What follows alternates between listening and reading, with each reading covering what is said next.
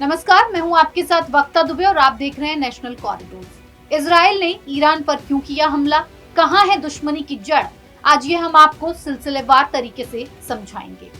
Israel ने जब operation rising lion कर ईरान की राजधानी तेहरान में कई अहम ठिकानों पर जोरदार हमले किए तो लोगों को ज्यादा हैरानी नहीं हुई। हालांकि इसकी टाइमिंग को लेकर जरूर सवाल उठाए गए, क्योंकि हमला ऐसे वक्त में हुआ जब परमाणु कार्यक्रमों को लेकर ईरान और अमेरिका के बीच 5 साउंड की बातचीत हो चुकी थी और 2 दिनों बाद ही छठे राउंड की बातचीत शुरू होने वाली थी। ये भी कहा जा रहा था कि ईरान की ओर से थोड़ा लचीला रुख अपनाने के संकेत भी दिए जा रहे थे, परंतु छठे राउंड की बातचीत शुरू हो उससे पहले ही इजराइल ने करीब 200 फाइटर जेट्स के साथ तेहरान पर जोरदार हमला बोल दिया। निशाने पर रहे नतांज का परमाणु केंद्र, बैलिस्टिक मिसाइल फैक्ट्रियां और सैन्य मुख्यालय। इजरायली हमलों में ईरान के सेना प्रमुख और कई अन्य बड़े सैन्य अधिकारियों के साथ साथ 5 परमाणु वैज्ञानिक भी मारे गए। जवाब में शनिवार को ईरान ने भी इजराइल के प्रमुख शहरों पर मिसाइलें दाग दी और रविवार को तो जैसे जंग का बिगुल ही बच गया।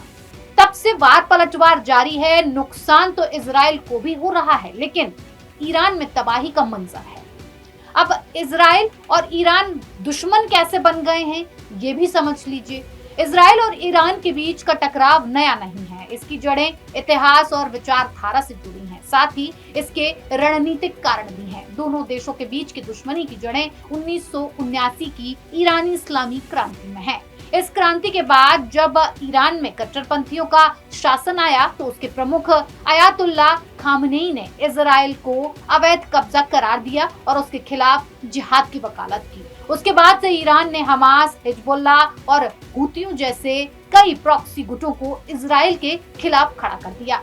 तब से ये आतंकी गुट इजराइल को निशाना बनाते रहते हैं। हालांकि इजराइल भी उसके खिलाफ की जाने वाली किसी भी हिंसक कार्रवाई को मुंहतोड़ जवाब देता है। ये टकराव 7 अक्टूबर 2023 के बाद से और बढ़ गया, जब हमास के आतंकियों ने इजराइल में घुसकर 1200 निहत्थे और निर्दोष लोगों की निर्ममता से हत्या कर दी। उन वहशियों ने मासूम बच्चों और महिलाओं को भी नहीं छोड़ा। हमास के आतंकी करीब 70 लोगों को बंधक भी बनाकर अपने साथ ले गए। इसके बाद इजराइल ने हमास के खिलाफ गाजा में सैन्य कार्रवाई शुरू की, जो अब तक जारी है। इस दौरान ईरान समर्थित हमास और लेबनान का आतंकी संगठन हिजबुल्लाह को भी इजराइल ने करीब करीब तबाह कर दिया। ईरान ने हमास और फलस्तीनियों को खुला समर्थन देता रहा है, जिससे इजराइल के साथ टकराव और बढ़ गया। इजराइल ने ईरान पर हमला क्यों किया है, ये भी समझा देते हैं आपको। इजराइल और ईरान के बीच तनाव की जड़ें ऐतिहासिक, वैचारिक और रणनीतिक हैं। हाल के हमलों के कारण को समझने के लिए हमें कुछ प्रमुख बिंदुओं पर ध्यान देना होगा। सबसे पहला, ईरान का परमाणु कार्यक्रम। ईरान परमाणु बम बनाना चाहता है। इस योजना पर वो कई वर्षों से काम कर रहा है। ईरान का कहना है कि उसका परमाणु कार्यक्रम सेल्फ डिफेंस के लिए है, परंतु इजराइल ईरान के परमाणु कार्यक्रम को अपने अस्तित्व के लिए खतरा बताता है। ईरान जिस तरह से इजराइल को धमकी देता रहा है, उससे भी इस आरोप को और बल मिलता है। इजराइल का मानना है कि ईरान परमाणु हथियार विकसित करने के करीब पहुंच चुका है। अंतर्राष्ट्रीय परमाणु ऊर्जा एजेंसी की एक रिपोर्ट में ये कहा गया है कि ईरान के पास 60% तक संवर्धित यूरेनियम है, जो 9 परमाणु बम बनाने के लिए पर्याप्त हो सकता है। इजराइल और अमेरिका को कार्रवाई के लिए रास्ता दिया और इजराइल ने ईरान के नतांज और अन्य परमाणु ठिकानों पर हमले किए। ईरान के प्रॉक्सी हमले ईरान, हमास, हिजबुल्लाह और यमन के हूती विद्रोहियों जैसे प्रॉक्सी समूहों के माध्यम से इजराइल पर अप्रत्यक्ष हमला करता रहा है। 7 अक्टूबर 2023 को हमास ने इजराइल पर जिस तरह से आतंकी हमला किया, उसके पीछे भी ईरान का हाथ होने की बात कही गई है। इसके अलावा ईरान और इजराइल के बीच टकराव अब बढ़ गया था, जिसके बाद दोनों देशों ने एक दूसरे पर हमले करना शुरू कर दिया था। 13 जून 2025 को ऐसे ही एक घटनाक्रम में ईरान ने तेल अवीव पर 100 से अधिक बैलिस्टिक मिसाइलें दागी थी, जिसमें ज्यादातर को इजरायली एयर डिफेंस सिस्टम ने हवा में ही नाकाम कर दिया था। क्षेत्रीय प्रभुत्व की होड़। ईरान और इजराइल दोनों ही देश पश्चिम एशिया में अपने रणनीतिक स्थिति मजबूत करने की कोशिश में है।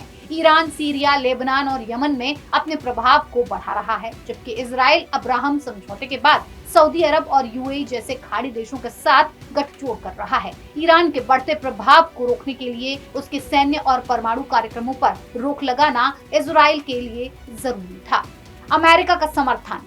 ईरान पर इजराइल के हमलों में अमेरिका का पूरा समर्थन रहा। हालांकि अमेरिका के राष्ट्रपति डोनाल्ड ट्रंप ने ताजा हमलों में अमेरिका की सीधी भागीदारी से साफ इनकार कर दिया, लेकिन इजराइल के समर्थन में खुलकर बयान दे रहे हैं। वो ईरान को परमाणु समझौता न करने पर और भयावह नतीजा भुगतने की चेतावनी भी दे रहे हैं।